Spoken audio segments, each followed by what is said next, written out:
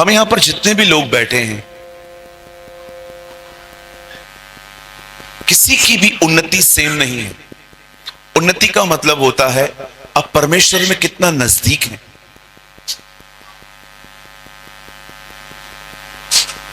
ये आपके ऊपर है कि आप चीजों को किस तरह लेते हैं। हमारे बीच में कोई ऐसा भाई या ऐसी बहन भी हो सकती है जो हर संडे चर्च जाते हैं, लेकिन मंडे टू सैटरडे वे परमेश्वर में बढ़ने की कोई खुद मेहनत नहीं करते। लेकिन कोई ऐसा भी हो सकता है जो हर रविवार कलीसिया जाता है, लेकिन उसके बाद भी वो घर पे मेहनत करता है परमेश्वर में बढ़ने के लिए। अगर आप परमेश्वर में बढ़ना चाहते हैं, और याद रखिए जो प्रभु में बढ़ता है वो हर जगह पे बढ़ता है।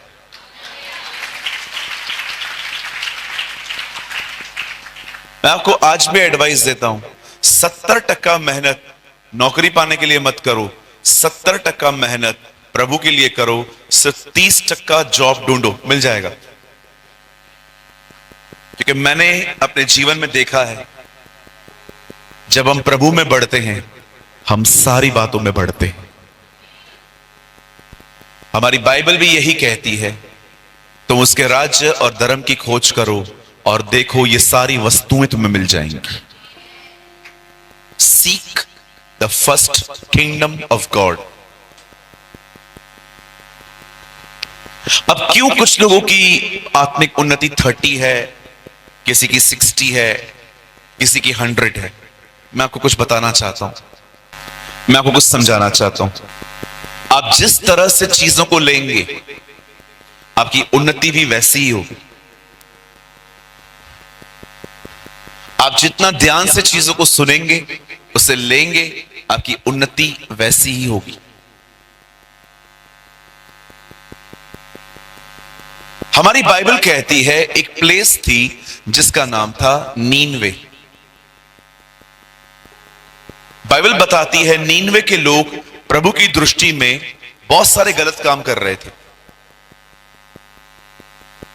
और हम सभी जानते हैं परमेश्वर के सहने की एक सीमा है। मैं कुछ भी करूं और परमेश्वर बर्दाश्त करेगा, यह एक गलत फहमी है। अगर परमेश्वर उतना सहनशील होता जितना हम समझते हैं, तो वो सदोम और अमोरा देश को कभी नाश नहीं करता। लेकिन उसके बर्दाश्त करने की भी एक ताकत है। इसीलिए हमारी बाइबल भी कहती है तू अपने परमेश्वर की परीक्षा न ले। जब परमेश्वर ने देखा कि नीनवे के लोग गुनाह कर रहे हैं, तब परमेश्वर अपने दास योना को कहता है तू जा और उनके विरुद्ध प्रचार कर। हम सभी जानते हैं योना जाने की कोशिश नहीं कर रहा था। योना को प्रभु ने कहा कि इस तरफ जा, he goes this side, वो उस तरफ चला गया, क्योंकि वो चाहता ही नहीं था ये लोग बचे। एक दिन मैं बाइबल पढ़ रहा था, मुझे पवित्र आत्मा ने कहा यह कहानी नीनवे की नहीं है, यह कहानी उस व्यक्ति की है जिसे परमेश्वर प्रेम करना सिखा रहा है, योना। कितने लोग हैं यहां पर जिनको परमेश्वर दूसरों से प्यार करना सिखाता है? 1 2 3 4 5। बाइबल बताती है प्यार सह लेता है। कितने लोग सहते हैं? अब मैं अपने आपके हाथ देखना चाहता हूं। हमारी बाइबल कहती है प्यार बुरा नहीं मानता। कितने लोग को थोड़ी थोड़ी बातें बुरी लगती हैं? क्या हुआ, अभी हाथ नीचे क्यों है? आप जानते हो प्यार थोड़ी थोड़ी बातों पे बुरा नहीं मानता। हम थोड़ी थोड़ी बातों पे बुरा मानते मानते नहीं मानते कि मैं अकेला हूं यहां पर? आप भी हैं मेरे साथ? हाँ, कोई आपका फोन नहीं उठाता, कोई आपका मैसेज पढ़ के रिप्लाई नहीं करता। आप देख रहे हो कोई सामने से निकल गया, लेकिन आपको उसने हैंडशेक नहीं किया, प्रेज द लॉर्ड नहीं बोला, जय मसीह नहीं बोला, वो चला गया और आप भी बैठा रहे, चल। You are showing also your attitude. होता है ऐसा? जिसके अंदर प्यार नहीं होता है ना, उनके अंदर ये चीजें होती हैं। क्योंकि बाइबल बताती है अगर प्यार है तो प्यार सह लेता है, प्यार बुरा नहीं मानता। और बाइबल बताती है प्यार परमेश्वर है। आमेन। परमेश्वर प्रेम है। कहिए मेरे पीछे, आइए मैं आपको एक मिसअंडरस्टैंडिंग दूर कर देता हूं आज। कहिए मेरे पीछे, परमेश्वर प्रेम है, प्रेम परमेश्वर नहीं है। अच्छा, इसका मतलब क्या है? कहिए मेरे पीछे, प्रेम परमेश्वर है। पक्का बोल तो रहे हो कि परमेश्वर प्रेम है। देखो, अगर प्रेम परमेश्वर है ना, तो ये जो लड़के लड़कियां रोमियो जूलियट है ना आजकल के, ये भी कहेंगे हम भी अच्छा काम कर रहे हैं क्योंकि हम प्रेम कर रहे हैं। पर वो प्रेम नहीं है, वो लस्ट है। लस्ट का मतलब समझते हैं? बदन की अभिलाषा। It's a lust of flesh. सिर्फ बदन की भूख है और कुछ भी नहीं है। जिस दिन आपने उनको वो सब दे दिया जो उनको चाहिए, अगले दिन से वो आपका फोन भी नहीं उठाएंगे। और एक्चुअली दोनों में 4 ही वर्ड्स आते हैं। लव में आता है LOVE, लस्ट में आता है LUST। दोनों में 4 वर्ड्स ही हैं। प्यार बहुत अलग चीज है जी। परमेश्वर एक्चुअली योना को प्यार करना सिखा रहा है। कितने लोग हैं जो प्रभु से कहते हैं मुझे भी सिखा प्यार कैसे किया जाता है। ऐसे क्या बनाते हैं? खेखड़ा, पता नहीं क्या बनाते हैं लोग। बिल्कुल लगता है खेखड़ा बनाते हैं। क्या बनाते हैं? I don't know. कैची बनाते हैं लोग।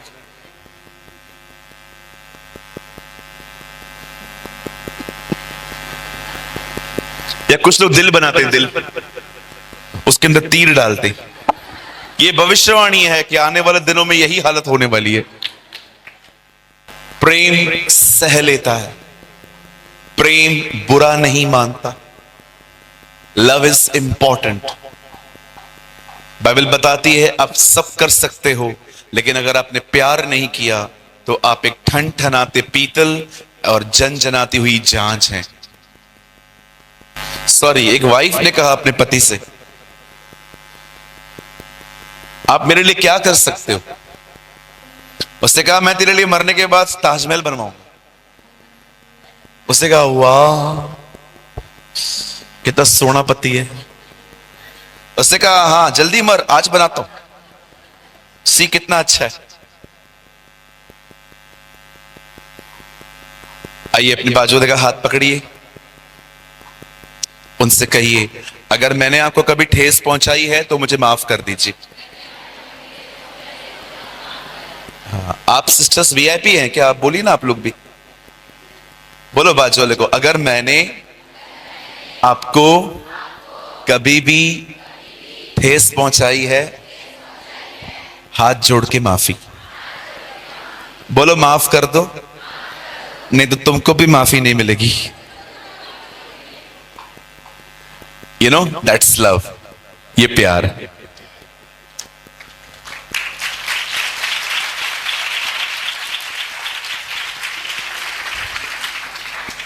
जिन लोगों में प्यार होता है ना, वो माफ भी जल्दी करते हैं, माफी भी जल्दी मांगते हैं। जिनमें प्यार नहीं होता ना, न माफी मांगते हैं न माफ करते हैं। They are arrogant people.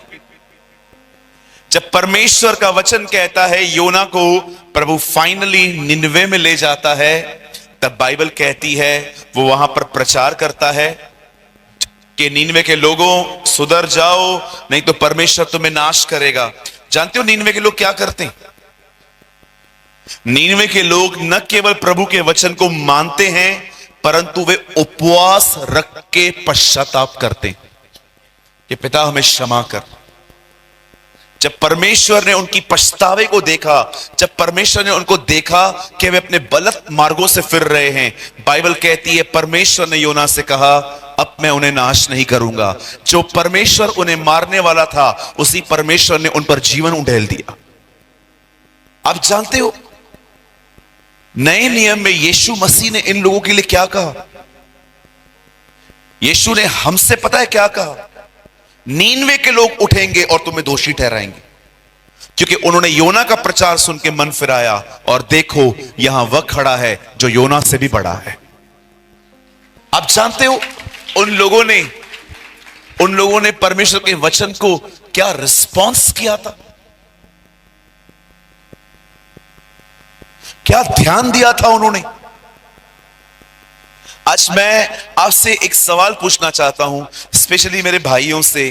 कितने भाई हैं यहां पर कि आपने कई सालों से अपने मुंह से एक गाली भी नहीं निकाली है?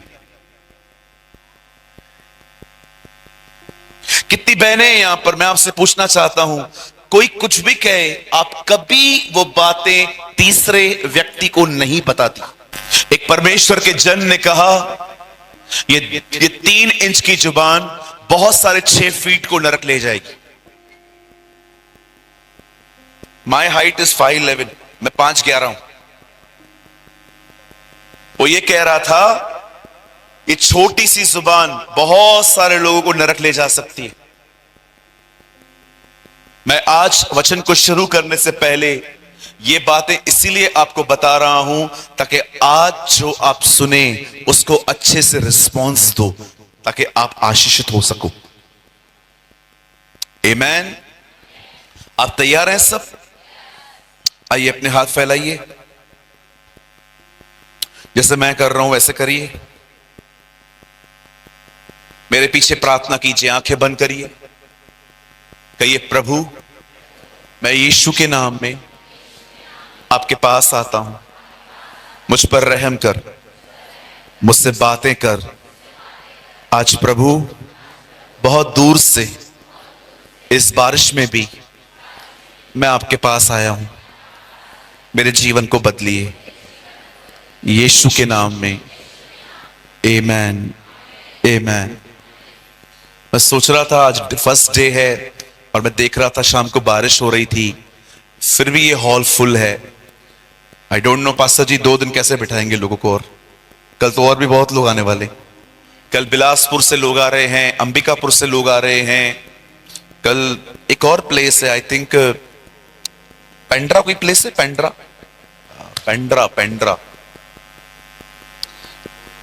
चलिए कल शाम को और सुबह में आप थोड़ा जल्दी आइए ताकि आपको जगह मिल सके। आमीन। क्या आप सब तैयार हैं? आइए मेरे साथ खोलिए गलातियों की किताब, उसका 3 अध्याय। Open your Bible with me, the book of Galatians chapter 3।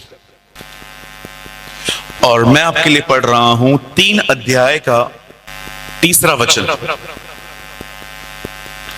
क्या तुम ऐसे निर्बुद्धि हो कि आत्मा की रीति पर आरंभ करके अब शरीर की रीति पे अंत करोगे? क्या आपकी बाइबल में इसके ऊपर क्वेश्चन मार्क है? जो लोग पुराने हैं यहां पर, प्रभु आपसे ज्यादा उम्मीद करता है, याद रखिएगा कि आप उसके वचन को बहुत ध्यान से सुने। जिसे दिया जाता है उससे लिया जाता है। यहां पर कुछ लोग प्रभु में आए हुए 1 साल होगा, किसको 3 साल हुए होंगे, किसी को 5 साल हुए होंगे, किसी को 10 साल हुए होंगे। मुझे 18 साल हुए। मुझे परमेश्वर को स्वीकारे हुए 18 साल हुए। या हो सकता है आपका जन्म ही एक मसीह परिवार में हुआ हो। You are born and brought up in a Christian family। मैं आपसे ये बात पूछना चाहता हूं, हो सकता है आपकी शुरुआत प्रभु में बहुत जबरदस्त हुई हो। मैं बाइबल में एक व्यक्ति को जानता हूं जिसकी शुरुआत ही मसीह जीवन में उपवास से हुई थी, संत पौलुस। परमेश्वर एक व्यक्ति को कहता है जा उस पर हाथ रख के प्रार्थना कर। उसे 3 दिन से कुछ भी खाया पिया नहीं था, पौलुस उपवास में था। What a radical start. क्या शुरुआत है एक व्यक्ति की कि उस आदमी ने अपने मसीह जीवन की शुरुआत ही उपवास से की है। पर मैं आपसे पूछना चाहता हूं, जितने भी लोग यहां हैं, आपकी शुरुआत एक बहुत अच्छे तरीके से हुई है, पर आप सभी जानते हैं बहुत जल्द प्रभु वापस आने वाले हैं। और मैं आपसे पूछना चाहता हूं, अब मुझे यह बताइए आपका अंत कैसा हो रहा है।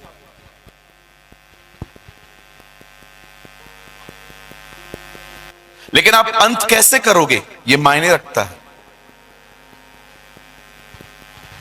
गिलातियों की कलीसिया को पौल कहता है, जब मैं तुम्हारे बीच में था तुम पवित्र आत्मा में चलते थे, लेकिन अब मैं क्या सुन रहा हूं, तुम सब शरीर में चल रहे हो। क्या अर्थ होता है आत्मा में चलना, क्या अर्थ होता है शरीर में चलना। एक शारीरिक व्यक्ति सिर्फ शरीर की अभिलाषाओं को पूरी करता है, परंतु एक आत्मिक व्यक्ति सदैव यह देखता है कि परमेश्वर को क्या भाता है। यह एक आत्मिक और शारीरिक व्यक्ति की पहचान है। मत्ती 1 में लिखा है, वह अपने लोगों को उनके पापों से छुड़ाएगा। और गिलातियों की कलीसिया को पौल कहता है, जो उसके हैं उन्होंने अपनी अभिलाषाओं सहित अपने आप को क्रूस पर चढ़ाया है। कौन है उसके लोग? उसने भले ही आपका चुनाव किया है, ही ऑलरेडी इलेक्टिव, उसने आपको बुलाया है, पर क्या उसने आपको स्वीकारा है।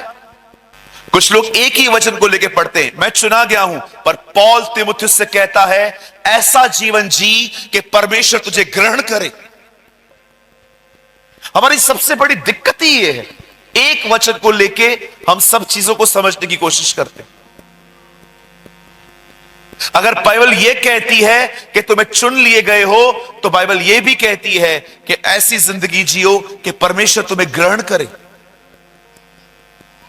एक शारीरिक व्यक्ति अपनी शरीर की अभिलाषाओं को पूरे करने में लगा रहता है, पर एक आत्मिक जन ये देखता है, क्या जो मैं कर रहा हूं, क्या ये मेरे परमेश्वर को पसंद है।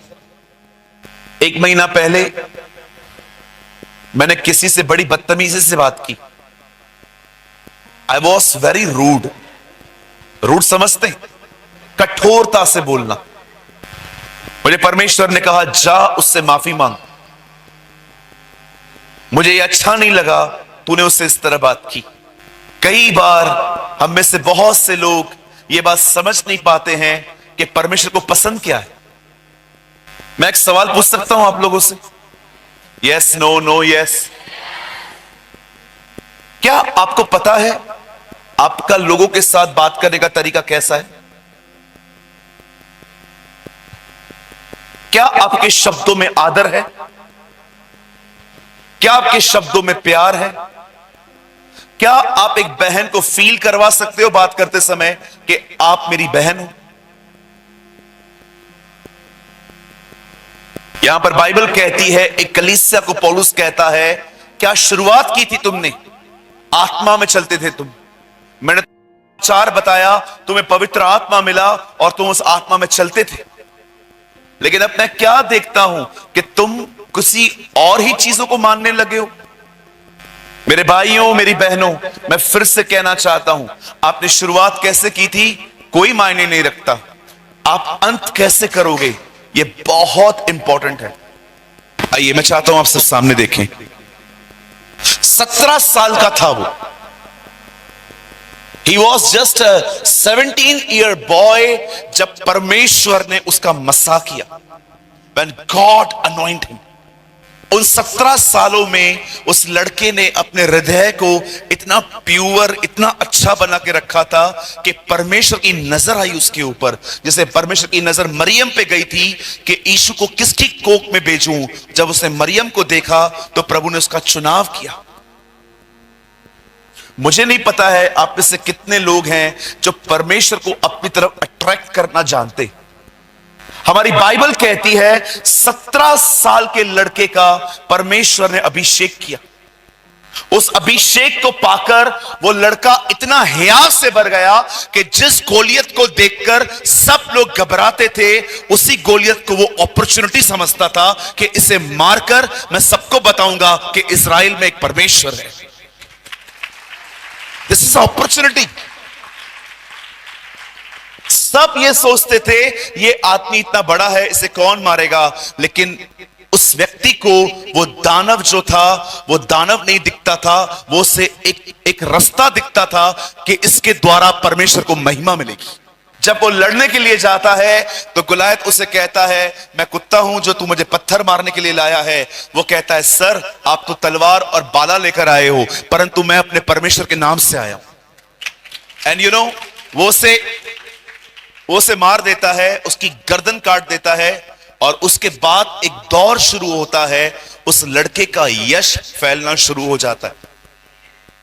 क्या आप ये बिलीव कर सकते हो? क्या शुरुआत है एक लड़के की, उसने दानव को मार दिया था, उसका यश फैलता गया, फैलता गया। बाइबल बताती है हर गली, हर नुक्कड़ में एक ही बात चलती थी, शाऊल ने 1000 मारे परंतु दाऊद ने 10,000 मारे। सामने देखिए, जो भी लोग यहां बैठे सामने देखिए, यहां वहां एक्टिव होके बैठिए थोड़ा सा। Yes, be active, good, God bless you. जब प्रभु का वचन कहता है, जब उसने उसे मारा, हर जगह पे एक ही बात चलती थी, शाऊल ने 1000 मारे, दाऊद ने 10,000 मारे, शाऊल ने 1000 मारे।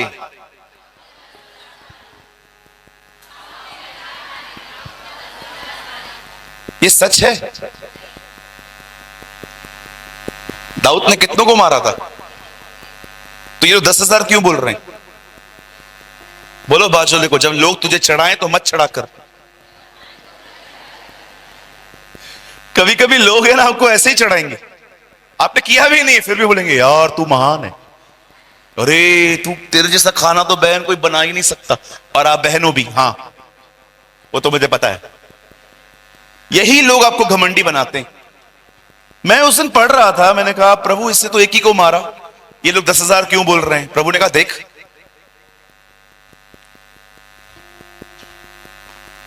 कुछ लोगों को लोगों ने इतना चढ़ाया है, अब वो लोग नीचे ही नहीं उतर रहे। कुछ लोगों को देखा है कलीसिया के अंदर डिक्टेटर की तरह बैठे रहते हैं। ओ ब्रदर, वो चेयर दे सकते हैं क्या आप? चेयर, वो ब्राउन वाला चेयर, आओ मैं कुछ करके दिखाता हूं। ये नई पीढ़ी की अच्छा यहां भी पड़ी थी, लाओ फास्ट लाओ। आपने कभी कभी ऐसे लोग देखे चर्च के अंदर ऐसे बैठते? चर्च के अंदर ऐसे बैठते। बोलो आपके अपने बाजू वाले को बोलो, बोलो आप चर्च में हो, घर पे नहीं हो। ऐसे बैठते। एक काम करो ना, पॉपकॉर्न भी लेके आया करो ना, पॉपकॉर्न, कोल्ड ड्रिंक, बैग वैग बना के लाया करो, वो बर्फ वाला थैली भी लाया करो, कोल्ड ड्रिंक डाल के। चर्च के अंदर कुछ लोग ऐसे बैठते, ऐसे। क्या डेयरिंग है तुम लोग का यार, व्हाट अ डेयरिंग। भजन संहिता 139 पढ़ा है? दाऊद कहता है वो मेरा उठना और बैठना जानता है। आने वाले दिनों में देखना लोग ऐसे भी बैठेंगे।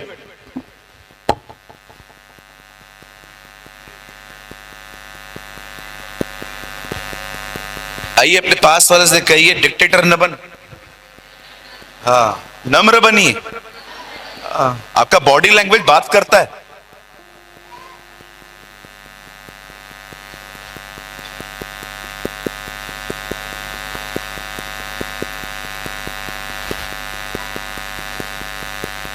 आजकल तो लोग सोए भी रहते हैं।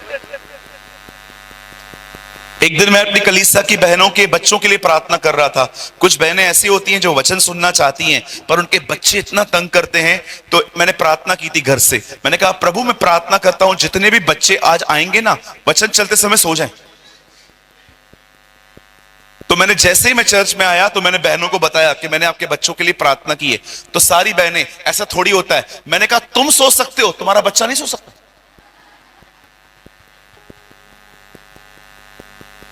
अरे मैंने देखा है इन दिनों में लोग सोते हैं चर्च के अंदर।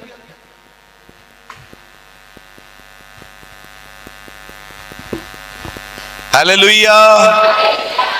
सोया घर पे जाता है, चर्च में नहीं। अभी तो मैंने किसी को भी नहीं देखा, डोंट वरी। मैं सोचता हूं हम आने वाले दिनों में, हम लोग पास्टर्स है ना, एक काम करेंगे, 2 कैमरा खरीदेंगे, एक इधर पड़ी हुई है ना, एक इधर, और ये कैमरा लोगों की तरफ है ना। भाई जो सोता है ना, पूरा कैमरा उस पर लगा दे। मैंने सोचा है अभी से जो सोएगा हम उसको पूरे भारत में फेमस कर देंगे। और बदल अगर पास्टर सो रहा है तो पास्टर को जूम करके दिखा, जूम जूम करके दिखा उसको। हम लोग कैसे फोन में जूम करते हैं।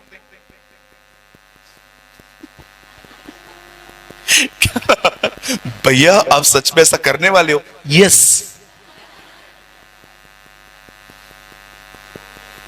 सोया घर पे जाता है, यहां जागा जाता है। हम उल्टे हैं, यहां सोते हैं, घर पे जागते रहते। कोई समय था दाऊद 4 बजे उठता था, आज का दाऊद सोता ही रात को 5 बजे। You know the Bible says, खुदा का पाक कलाम कहता है दाऊद की शुरुआत एक दानव को मार के हुई थी, वो फेमस हुआ। और जानते हो एक दिन ऐसा आया, शाऊल की मृत्यु के बाद लोग उसके पास आके कहते हैं, दाऊद हम चाहते हैं तू हमारा राजा बन। तू क्यों सिर्फ हेब्रोन पे राज्य कर रहा है, तू पूरी इज़राइल पे राज्य कर। और दाऊद, बाइबल कहती है, बादशाह बनता है। वो इज़राइल का दूसरा राजा था। आपको पता है आज भी मरने के बाद उसकी कितनी इज्जत है? मैं आपको बताऊं, अगर खुदा कभी आपको इज़राइल ले जाए, और अगर आपने घूमते घूमते किसको कहा ना कि मुझे दाऊद की कब्र पे ले चलो, मुझे देखना उसकी कब्र कैसी है, आपको डांट लगेगी। वो आपको नहीं कहेंगे कि आपने उसका नाम दाऊद कैसे लिया, वो आपको कहेंगे बोलो दाऊद राजा की कब्र पे ले चलो। इतना आदर है उसका आज भी। इवन जब यीशु मसीह नीचे आया तो लोग उसे क्या कहते थे? दाऊद की संतान। हालेलुया। आप जानते हैं दाऊद एक ऐसा व्यक्ति था जिसका यश फैला, लेकिन आप सभी जानते होंगे, आई एम सॉरी टू से, अब जो मैं कह रहा हूं ये आपको बिल्कुल अच्छा नहीं लगेगा। आप जानते हैं दाऊद एक अच्छा सेवक था, पर दाऊद कभी एक अच्छा पिता नहीं बन पाया। नेवर।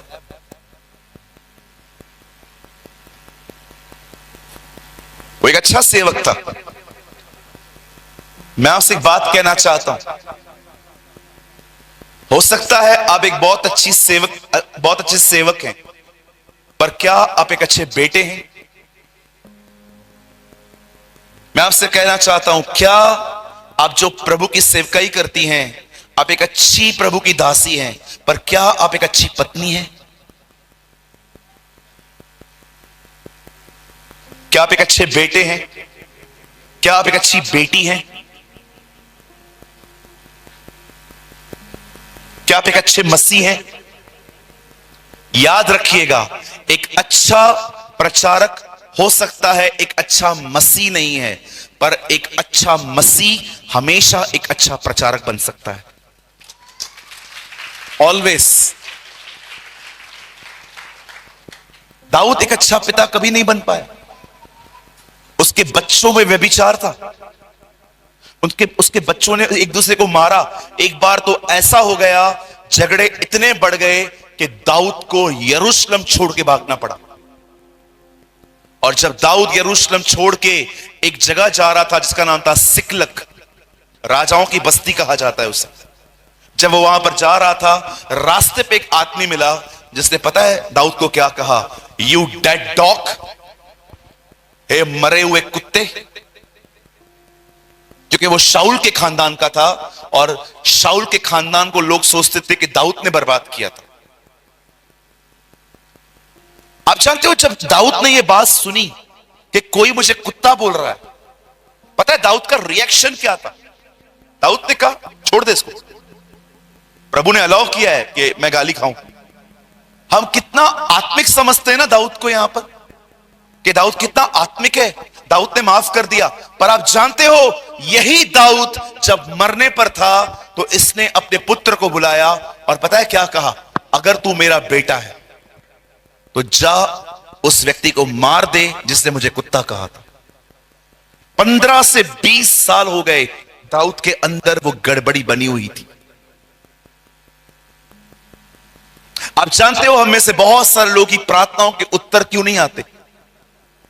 इसकी एक वजह है मन में कड़वाहट। दाऊद कहता है यदि मेरे मन में अनर्थ होता तो यहोवा मुझे कभी नहीं सुनता। मेरे भाइयों, मेरी बहनों, इस दुनिया में सबसे बड़ी गवाही यह नहीं है कि आपके पास कार है, बंगला है, गाड़ी है, आपके अंकल जो हैं वो पार्लियामेंट में हैं। कई सारे लोग जो होते हैं बड़ी बड़ी पदों पर बहुत घमंड करते हैं। मैं आपको बताना चाहता हूं आपके जीवन की सबसे बड़ी गवाही यह है कि परमेश्वर ने आपको हृदय को शुद्ध रखना सिखाया है। That is the biggest testimony कि आपके अंदर किसी के लिए कोई नफरत नहीं है। किसी को देख के आपका खून नहीं खुलता, किसी को देख के आप भागने का इंतजार नहीं करते कि यार ये आया है मैं जाऊं। आपके अंदर हर एक के लिए प्योरिटी है। आप जानते हो जैसे दाऊद ने सुलेमान को यह कहा इसे मार देना, आपको पता है अगला वचन क्या लिखा है? तब दाऊद अपने पुरखों में सो गया। आप विश्वास कर सकते हो एक आदमी की शुरुआत एक दानव को मार के हुई थी, पर उसका अंत हुआ एक आदमी को माफ न करके।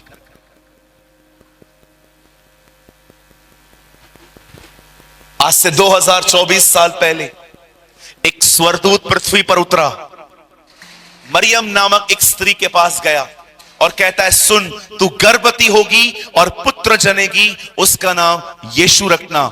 बाइबल बताती है यीशु की शुरुआत बड़ी नम्रता से हुई। वो एक ऐसी जगह पे पैदा हुआ जहां पर टॉयलेट पड़ा रहता था, जहां पर गंदगी पड़ी रहती थी, और वो वहां से शुरुआत हुआ। पर आपने देखा प्रभु यीशु मसीह की अंत कैसा था? लोगों ने उसे पकड़ा, उसे मारा, उसे पीटा, उसकी बेइज्जती की, उसके मुंह पे थूका, उसकी आंखों पे हाथ रख के कहा बता तुझे कौन मार रहा है। और खुदा का पाक कलाम कहता है, बाइबल कहती है उसने अंत में हर एक को माफ किया। उसने हर एक के लिए एक ही बात कही, पिता इन्हें क्षमा कर, ये नहीं जानते हैं ये क्या कर रहे हैं। सुनिए, एक महिमामय अंत ये नहीं है कि आपने मरते मरते इतने पैसे कमाए कि पीछे आपके परिवार को कोई तकलीफ नहीं हुई। एक महिमामय अंत पता है क्या है? आप मरते मरते हर एक को माफ करके गए। आपके अंदर किसी के लिए कोई शिकायत नहीं है। आज मैं आपसे पूछना चाहता हूं कैसा है आपका अंत? अगर आपको लगता है कि अंत के दिन नहीं है तो मुझे लगता है आपको बाइबल को फिर से पढ़ना शुरू करना चाहिए। बिल्कुल ये अंत है। हम अंतिम दिनों में रह रहे हैं। हम ऐसे दिनों में रह रहे हैं जहां पर लगभग हर दिन कई हजारों विश्वासी परमेश्वर के वचन से दूर जा रहे हैं। क्या कहा उसने? अंत के समय में क्या होगा? अधर्म के बढ़ने से बहुतों का प्रेम ठंडा हो जाएगा। आप जानते हो प्रेम सिर्फ आपके पाप करने से ठंडा नहीं होता। कभी कभी प्रेम इसलिए भी ठंडा हो जाता है क्योंकि आप वहां रहते हैं जहां पाप है। यस, आज आप बहुत सारी जगहों पे जाइए जहां पर चमत्कार है, वहां पर देखिए लाखों लोग बैठे। जहां पर भविष्यवाणी है वहां लाखों लोग बैठे। जहां पर पास्टर ये कहता है कि मैं आज सबके ऊपर हाथ रख के दुआ करूंगा, वहां पर आपको लाखों लोग मिलेंगे। लेकिन जहां पर वचन की शिक्षा होगी आपको वो लोग बहुत कम दिखाई देंगे। क्यों? क्योंकि लोगों को परमेश्वर नहीं चाहिए, लोगों को चाहिए चमत्कार, लोगों को चाहिए भविष्यवाणियां, लोगों को चाहिए कि पास्टर हमारे घर पे आए, प्रार्थना करके जाए और पास्टर हमारे साथ व्यक्तिगत संबंध में रहे। मैं आज आपसे पूछना चाहता हूं, आप में से जितने लोग यहां पर बैठे हैं, आपने दाऊद को देखा कि उसने उसको माफ नहीं किया, पर हमारे प्रभु को देखिए, उसने मार खाई, वो पीटा गया, उसने गालियां खाई, उसने थूके खाई, पर अंत में वो हर एक को माफ करके गया। That's a glorious and. आज मैं आपसे पूछना चाहता हूं कैसा हो रहा है आपका अंत?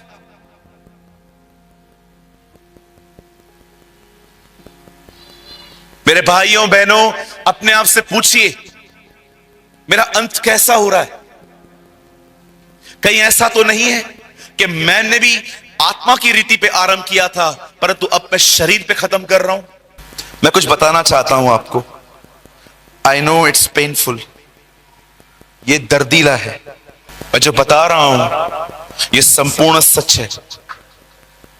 मैं आपको बताना चाहता हूं, देखो इन दिनों में लोग कैसे परमेश्वर से दूर जा रहे हैं। प्रभु ने मुझे 5 कलीसियाएं दी हैं। I am a pastor over 5 churches. मेरी एक ब्रांच है दिल्ली में। ये वहां की घटना है।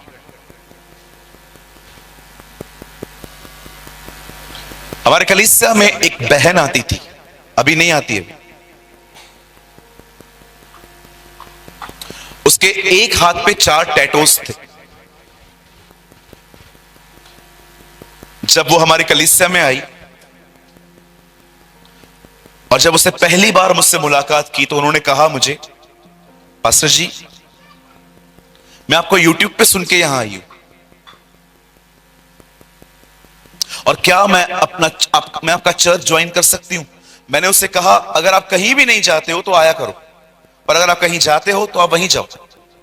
उन्होंने कहा, ब्रदर मैं कहां भी नहीं जाती हूं, मैं दिल्ली और हरियाणा के बीच में रहती हूं। मैंने उसका स्वागत किया।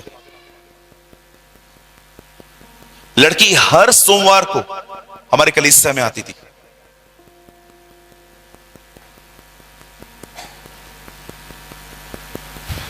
एक दिन उसने मुझे आके कहा, क्या बॉयफ्रेंड रखना पाप है? मैंने कहा, बेटा इन बातों से दूर रहे, तेरे लिए अच्छा होगा। उसने कहा, आप मुझे बता दो, मैं दूर हो जाऊंगी। आहिस्ते आहिस्ते उस लड़की को परमेश्वर ने गंदगी में से छुड़ाना स्टार्ट किया। लड़की ने पूरा टैटू निकाला।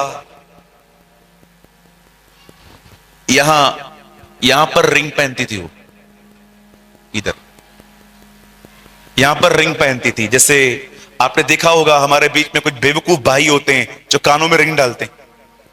देखे आपने लड़के इन दिनों में वो पहनते हैं, क्या बोलते हैं? बाली। बाली वो लड़कियों का है, तू क्यों पहनता है? आपने देखा है लड़के आजकल बाली पहनते? किसने सिखाया ये सबको? मैंने बहुत सारे लड़कों को देखा है बाली पहनते। Who teaches you? ये औरतों का है, आप क्यों पहन रहे हो? अगर ये पहन रहे हो तो एक काम करो, सलवार कमीज ही पहन लो। और अगर कुछ बोलो तो पता है क्या बोलते? बोलते स्टाइल है पास्टर जी, स्टाइल है। जब हम ऊपर जाएंगे ना, एक खींच के चमाट लगेगी और आप प्रभु को बोलोगे ना, ये क्या है? वो बोलेगा स्टाइल है रे, स्टाइल है।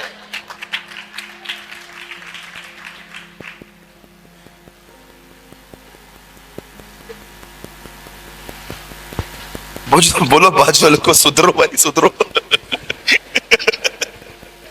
कान में बाली, मुंह में गाली, दिमाग से खाली। ऐसे भी लोग हैं, बालियां पहनते। तो मैंने उस बेटी को कहा, मैंने कहा, बेटा ये सब क्यों पहनती है तू? तू लड़की है, प्रभु ने तुझे कितना अच्छा बनाया है, तू लड़कियों की तरह है, ऐसा क्यों करती है तू? बोला, हाँ भाई मैं कर दूंगी। आहिस्ते आहिस्ते लड़की सुधरती गई, सुधरती गई, सुधरती गई। उपवास करने लगी, प्रार्थना करने लगी। पता है एक दिन क्या हुआ?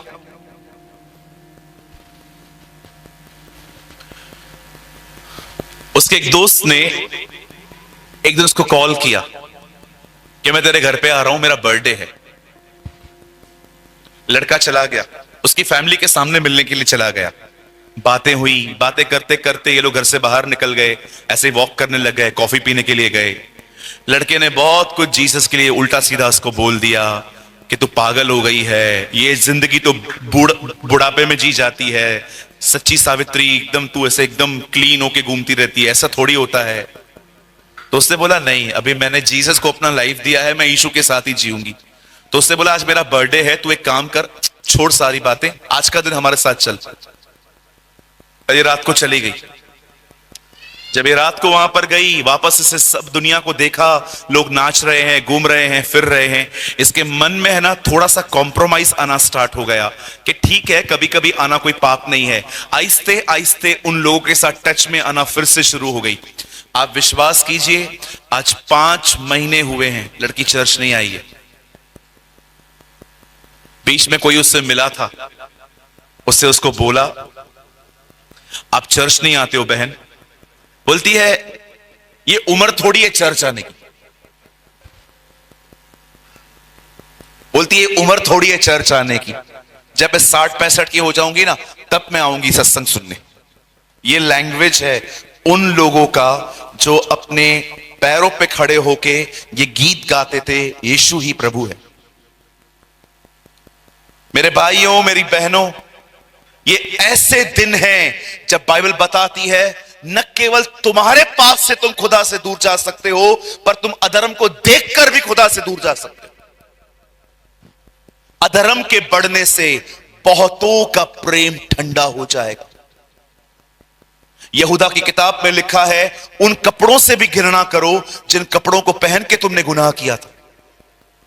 आज मैं आपसे पूछना चाहता हूं, जितने भी मेरे भाई मेरी बहनें यहां पर हैं, मैं आपसे पूछना चाहता हूं आपका अंत कैसा हो रहा है? क्या आप दुआओं में बढ़ रहे हो? क्या आप उपवास में बढ़ रहे हो? क्या आप वचन में बढ़ रहे हो? आप देख रहे हो हमारी कलीसिया हर हफ्ते 5 दिनों का उपवास करती है।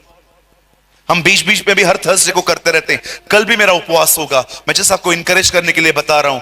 आप जानते हो क्यों हम इन दिनों में उपवास कर रहे हैं? क्योंकि इन दिनों में बहुत सारे लोगों का प्रार्थना जीवन खत्म हो चुका है अधिक खाने की वजह से।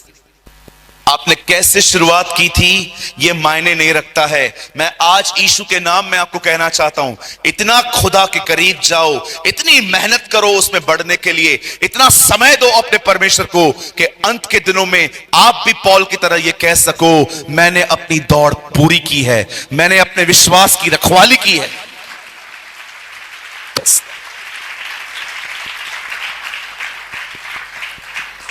चलो अब मैं जो बता रहा हूं आपको बहुत हंसी आएगी, लेकिन मैं बाद में आपको सीरियस बना दूंगा। मेरे टाउन में एक अंकल रहते हैं। मुझे नहीं लगता कि उन्होंने इस दुनिया की कोई शराब नहीं चखी होगी। मैं जब भी अपने घर से पास होता था, मेरे बिल्डिंग के नीचे रहते थे और मैं उनको हमेशा कहता था, मसीह में है वो भी, तो मैं उनको हमेशा वहां से पास होकर कहता रहा अंकल, और वो ऐसे मुझे देखते थे। क्या हुआ? अच्छा हूं। फिर पिया आपने? पिएगा नहीं तो जिएगा कैसे? ऐसे बोलते थे। मैं बोलता नहीं अंकल ऐसे मत बोलो। इतना पीते थे वो भाई, इतना पीते थे वो, एक दिन वो मर गए। मुझे पता चला कि इस ग्रेवयार्ड में उनको लेके गए हैं। मैं भी गया, मैं वहां पर खड़ा था। पास्टर आया, ताबूत में डाला और पास्टर ने कहा इन्होंने अपनी दौड़ पूरी की है। क्या? मैंने कहा प्रभु मैं तो हनोक की तरह जिंदा उठाने के योग्य हूं। फिर मैं वहां खड़ा था, पास्टर झूठ बोल रहा है, इसने अपनी दौड़ पूरी की है। ये महान आत्मा था, ये बड़ा बलिदान करते थे। कौन सा बलिदान? सारा तो था। अब पास्टर भी क्या करेगा बेचारा, उसको 3000 रुपये मिलेगा, गाड़ने का 3000 रुपये देते हैं बॉम्बे में। वो भी बोल रहा था इसने, और आपको पता है उनकी कब्र पे बकायदा ऐसे ट्रायंगल में लिखा हुआ है इसने अपनी दौड़ पूरी की है। कौन सी दौड़? आप जानते हैं सब झूठ बोल रहे हैं, लिखा भी झूठ है। एक दिन मैं बिलीग्राम क्लासिक सुन रहा था और बिलीग्राम पास्टर आए, और जब परमेश्वर के दास प्रचार कर रहे थे उन्होंने अंत में बताया क्या कहा, ऐसी जिंदगी जियो कि प्रचारक को अंत के दिन तुम्हारे लिए कोई झूठ न बोलना पड़े। Wow, this is a man I want. मैं आपसे पूछना चाहता हूं, जब आप मरोगे और आपकी कब्र पे कोई खड़े होकर यह कहेगा इसने अपनी दौड़ पूरी की है, क्या वो सत्य है? अरे 60-70 की जिंदगी है, उसके बाद कुछ भी नहीं है। मसीह जीवन का 90% प्रतिफल मरने के बाद है। आपने देखा यीशु कितना आने वाले जगत की बात करता था, जो तुम यहां बांधोगे वहां बांधा जाएगा। जो कोई यहां पर प्रभु की आज्ञाओं को नहीं मानेगा वो वहां पर छोटा कहलाया जाएगा। आपने देखा उसने क्या कहा, जो मेरा यहां इनकार करेगा मैं उसका वहां इनकार करूंगा। कितनी बार जीसस आने वाले संसार का प्रचार करता था। अरे इधर की जिंदगी 60 है, 70 है, काजू बादाम खाओगे तो 80। आंटी हंस रही है। और नहीं तो क्या, काजू बादाम खाओ, कितना चलोगे? 10 साल और चलोगे। उसके बाद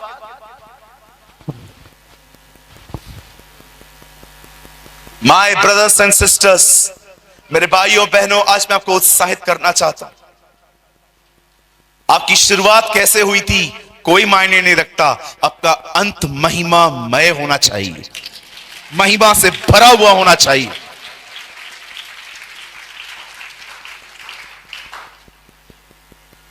ये कैसे होगा?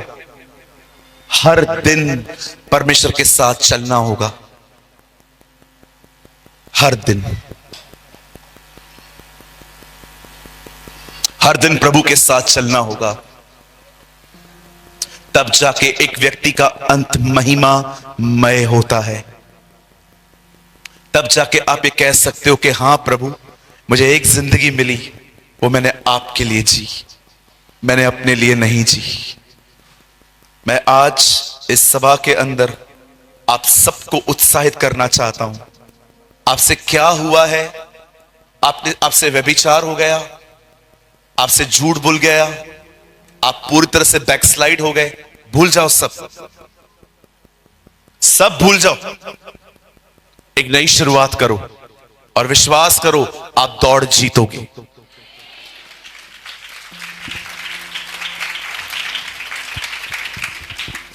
आइए, मैं चाहता हूं 1 मिनट सामने देखिए। आप जानते हैं हम कौन से लोग हैं? Do you know who we are actually? हम हैं कौन? हमारी बाइबल कहती है एक व्यक्ति ने दाख की बारी लगाई। उसने मजदूरों से कहा आओ और मेरी दाख की बारी में काम करो। बाइबल कहती है, आप जानते हो, पहले वालों को पगार के लिए कुछ भी नहीं बोला गया था, उनको कहा गया था जो बनेगा वो दूंगा। और वो लोग आ गए। 3 बजे और लोगों को बुलाया गया, बोला चलो तुम्हें 1 दिनार मिलेगा। और 5 बजे फिर से कहा गया तुम भी आ जाओ, तुम्हें भी 1 दिनार मिलेगा। जब 6 बजे काम बंद हो गया और पगार देने की बारी आई, आप जानते हो 5 बजे वालों को भी 1 रुपया मिला, 1 बजे काम करने वालों को भी 1 रुपया ही मिला। और जो 1 बजे काम कर रहे थे वे बड़े भड़क गए। उन्होंने कहा हम सुबह से काम कर रहे हैं, आपने हमें 1 रुपया दिया है, और ये लोग 1 घंटा पहले आए हैं, आपने इसको भी 1 रुपया दिया है। तो मालिक ने एक बात कही, मैंने तो तुझे कहा था, मैंने वो तुझे दे दिया, उठा और चला जा, बाकी मैं क्या कर रहा हूं उससे तेरा क्या लेन देन। आप जानते हैं जब मैं दृष्टांत पढ़ता हूं तो मैं क्या सीखता हूं? दुनिया को उसने मजदूरी दी है, हमें उसने प्यार दिया।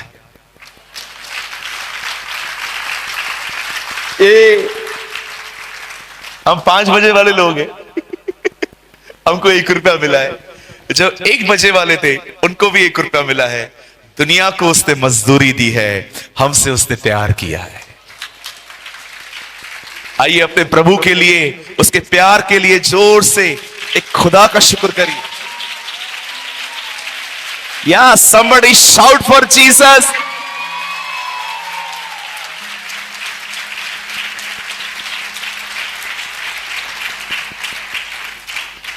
कितने लोग ये मानते हैं आपको मजदूरी नहीं मिली है, आपको प्यार मिला?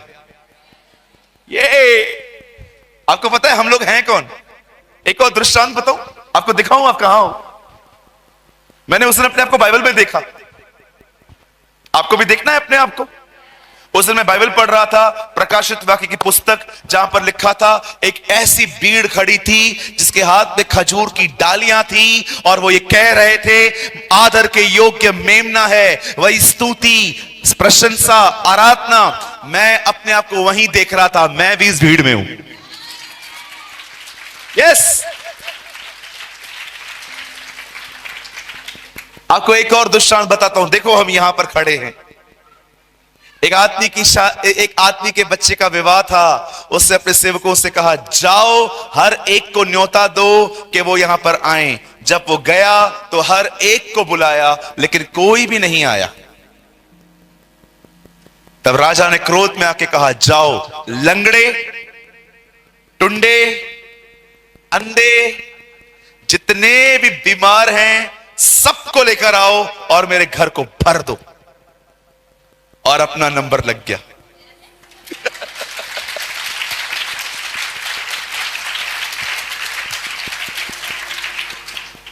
भैया उसमें अपना नंबर लगा है। ऐसा कितना महान परमेश्वर है हमारा। How great is our God. कितना महान परमेश्वर है। मैं आज आपको इंकरेज करता हूं, आपकी शुरुआत कैसे थी कोई मायने नहीं रखता, लेकिन आपका अंत महिमा से भरा होना चाहिए। महिमा से भरा हुआ। हम दाऊद की तरह नहीं हैं जो अपने दुश्मन को माफ नहीं करके गया। हम यीशु की तरह हैं जो सबको माफ करके निकला है। आमीन। आइए मेरे भाइयों बहनों, अपने स्थानों पे खड़े हो जाएं। मैं आपके लिए प्रार्थना करना चाहता हूं। धन्यवाद यीशु, धन्यवाद यीशु। आइए अपनी आंखों को बंद करें। आइए अपनी आंखों को बंद करें और अपने हाथों को परमेश्वर की ओर फैलाएं। आइए अपना मुंह खोल के प्रभु से बात करें। Thank you Jesus, thank you Jesus, thank you Jesus. Worship you Jesus. आइए अपने परमेश्वर से बात करिए। आप बहुत लोग हैं आज। आइए अपने प्रभु से बात करिए। इतनी बारिश में भी आप यहां पहुंच पाए क्योंकि खुदा आपको ले आया यहां पर।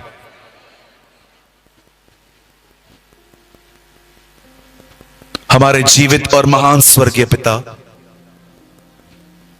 आकाश और पृथ्वी के मालिक, स्वर्ग और पृथ्वी के सृजनहार, इब्राहिम, इसहाक और याकूब के जिंदा परमेश्वर, हम यीशु के नाम में तेरे पास आते हैं प्रभु। हम मानते हैं कई बार हम भटक जाते हैं, लेकिन आज तूने हमसे फिर से प्यार किया। तूने आज हमें फिर से उत्साहित किया कि तुम्हारी शुरुआत कैसे हुई थी। बच्चों, ये कोई महत्वपूर्ण नहीं है, लेकिन तुम्हारा अंत कैसा होगा ये बड़ा महिमामय है। होने दे प्रभु, हम भी पौलुस की तरह ये कह पाएं कि हमने अपनी दौड़ पूरी की है, हमने अपने विश्वास की रखवाली की है।